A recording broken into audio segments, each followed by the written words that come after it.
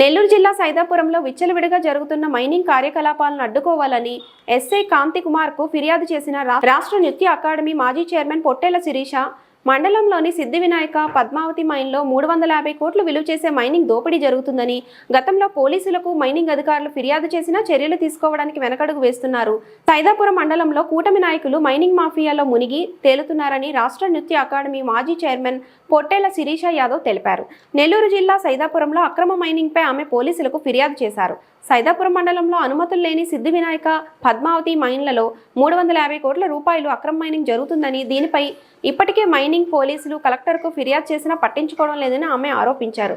అక్రమ మైనింగ్ చేసే ప్రాంతాల్లో నెల్లూరు నుంచి 50 మంది రౌడీలను దింపి ఎవరైనా మైనింగ్ అడ్డుకునేందుకు వస్తుంటే వారిపైన దౌర్జన్యం చేస్తున్నారని ఆమె పేర్కొన్నారు. ఈ అక్రమ మైనింగ్లో కూటమి పెద్ద తలకాయలు ఉండడంతో అధికారులు కూడా చర్యలు తీసుకునేందుకు వెనకడుగు వేస్తున్నారన్నారు.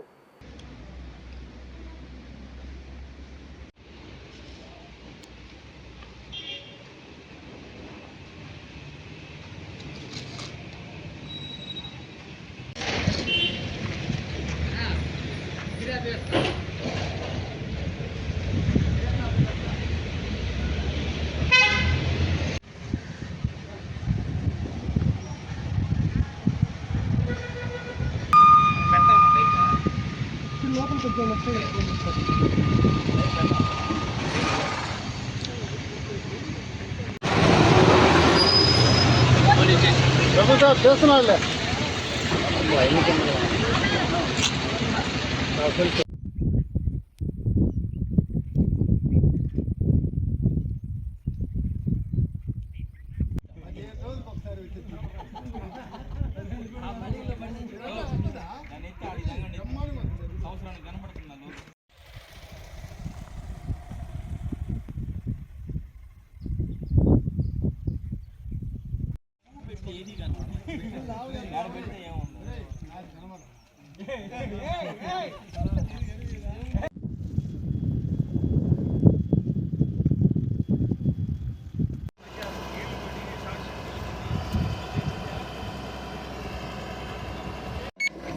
పొట్టేల శిరీష, రాష్ట్ర సంగీత అకాడమీ మాజీ చైర్పర్సన్.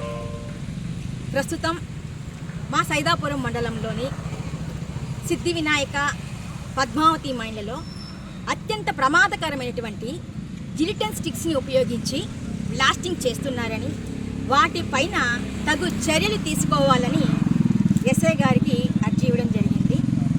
గతంలో 10 రోజులకి ముందు బ్లాస్టింగ్ చేస్తున్నారని కూడా సార్ గారికి నేను ఫిర్యాదు చేయడం జరిగింది.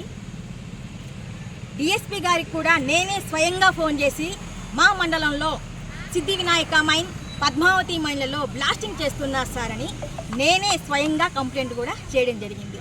సార్ గారు కూడా స్పందించారు.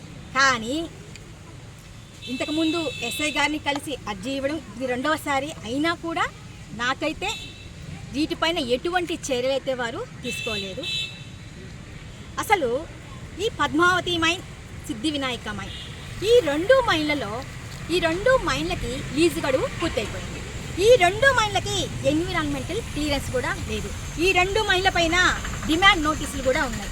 ఈ 2 మైన్లకి IBM ప్లాన్ కూడా లేదు. ముఖ్యంగా ఈ 2 మైన్ల పైన NGTలో కేసు కూడా నడుస్తుంది.